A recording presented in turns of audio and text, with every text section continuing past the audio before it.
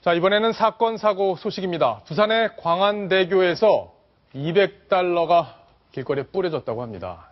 야, 200달러 뿌려졌는데 어떤 배경이 있었을 것 같은데 무슨 일인지 당시 영상을 보시면서 황순욱 차장의 설명을 들어보시겠습니다. 네.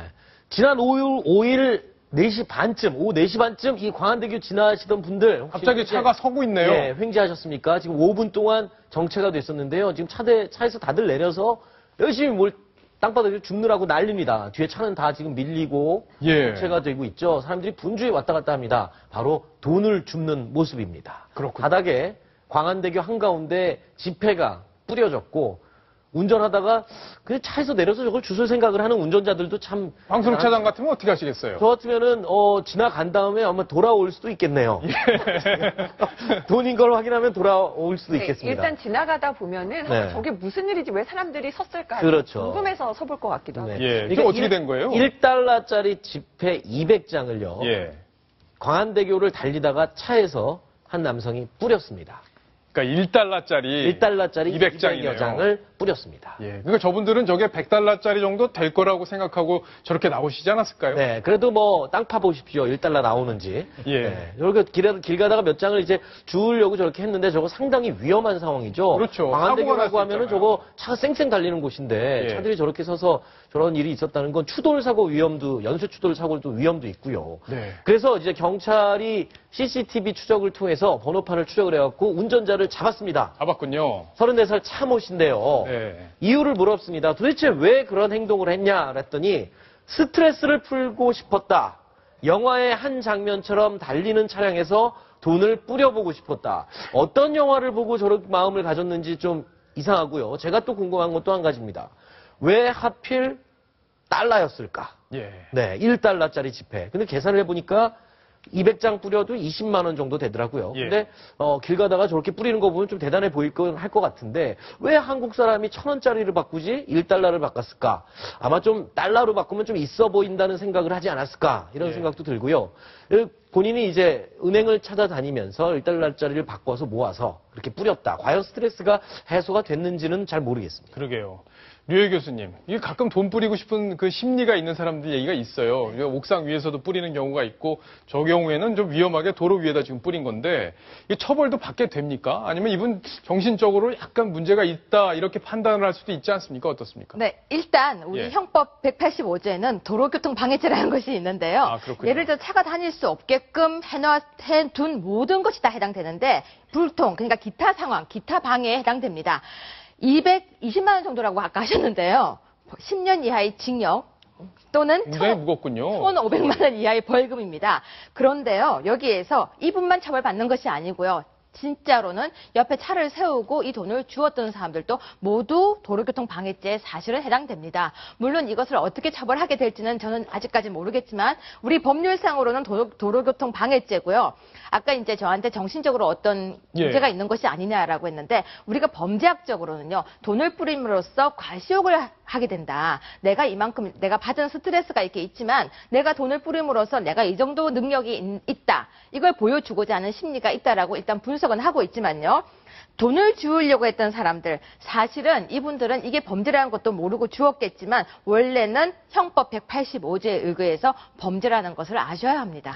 범죄니까 돈 뿌려도 안 되고 저렇게 도로 위에서는 주서도 안 되고 그렇게 하면 좋은 교훈이 황순욱 차장에게 되지 않았을까 싶습니다. 얼마 전에 한 지방에서 그 정신적으로 조금 병을 앓고 있는 어떤 젊은 친구가 아버지가 그 친구를 위해서 아들을 위해서 물려줄 할아버지가 물려줄 돈 한 몇 천만 원을 다 은행에서 뽑아서 뿌린 적이 있었는데 그거 결국에는 우리 톱10에서 보신 시청자 여러분들이 많이 찾아주셨죠. 다 돌려주셨어요. 많이 회수가 다는 안 됐는데 많이 회수가 됐었는데 갑자기 그게 생각이 나서 이 사람도 혹시 정신적으로 병을 앓고 있는 분이 아닌가 했는데 스트레스 때문에 뿌렸다니요. 뿌리려면은 좀 많이 뿌릴 분. 근데 광안대교가 굉장히 위험한 곳이에요. 밑으로 바다가 있고 아주 위험한 바람에 흔들흔들하는 도로거든요. 그런데 거기서 뿌렸다는 건 사실상은 이게 범죄 행위입니다. 굉장히 위험한 행동이라는 것 명심하셔야겠네요. 자, 황순욱 차장. 다른 사건 또 하나 얘기를 해주셔야 될 텐데 이번에도 보이스피싱 얘기인데 영상을 보시면서 황순욱 차장이 설명을 해주시기 바랍니다. 지난 3일 낮에 있었던 일인데요. 낮 12시 50분쯤에 지금 지하철 3호선 독립문역입니다. 사물함이 있지 않습니까? 그 사물함에 웬 남자가 오더니 예. 지금 뭐 하는 거죠?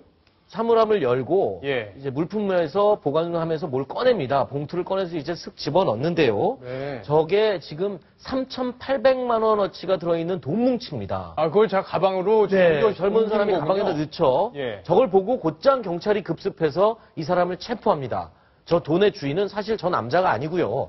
80대 어느 할머니의 돈이었습니다. 그래요. 저 사람은 보이스피싱의 그 돈을 빼내는 송금책이고요. 그리고 그 할머니가 보이스피싱으로 저 남성이 아닌 다른 이제 저 일당에게 당했습니다. 네. 국정원 요원인데 개인정보가 유출이 돼서 할머니 통장에 있는 돈이 지금 위험합니다. 그러니까 모두 인출하셔서 독립문역 저 사물함에 넣어놓으시면 예. 안전하게 될 겁니다. 라고 얘기하는 말만 믿고 이 순진하신 할머니가 저렇게 넣어놓은 돈을 빼려는 순간 덮친 거거든요. 정말 그게 되게 신기하지 않습니까? 그러네요. 경찰이 정말. 어떻게 알고 저기 왔을까요? 예.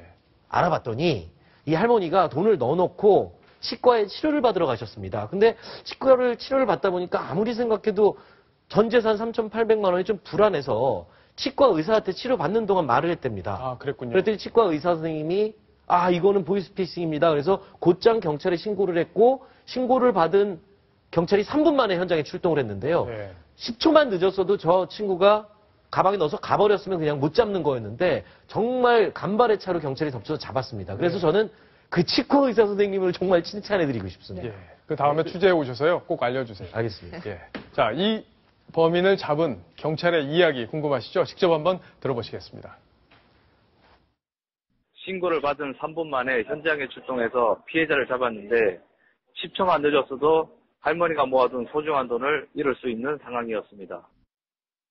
예. 경찰이 할 얘기를 황승 차장이 미리 다. 그, 다음에 나오는 얘기는 미리 하시면 안 됩니다. 예. 알겠습니다. 예. 유해 교수님. 네. 이게 계속 이 보이스피싱이 반복이 되고 있는데 대부분 연세가 드신 분들 좀 이렇게 판단이 순간적으로 좀 틀리실 수 있는 분들을 대상으로 한 범죄들이 참 많은 것 같아요. 어떻게 하면 예방하고 근절할 수 있는 대책이 없습니까? 네, 과거 10년 전 일본에서는요, 노인들을 대상으로 하는 보이스피싱이 굉장히 문제가 되었습니다. 근데 현재 우리나라에서 똑같은 현상이 벌어지고 있는데요. 방법 제가 가르쳐 드릴게요. 전화로 와서 국정원입니다. 없습니다. 전화로 경찰서입니다. 절대 없습니다. 병원입니다. 자식이 입원해 있으니까 기본금을 예를 들어서 어떤 보증금을 주세요. 절대 그런 전화 없습니다. 전화로 와서요. 예를 들어서 어떤 상품에 당첨되었습니다. 그런 문제 없습니다. 공짜로 준다는 커피 쿠폰 또는 공짜로 뭔가 준다는 것 다 없습니다.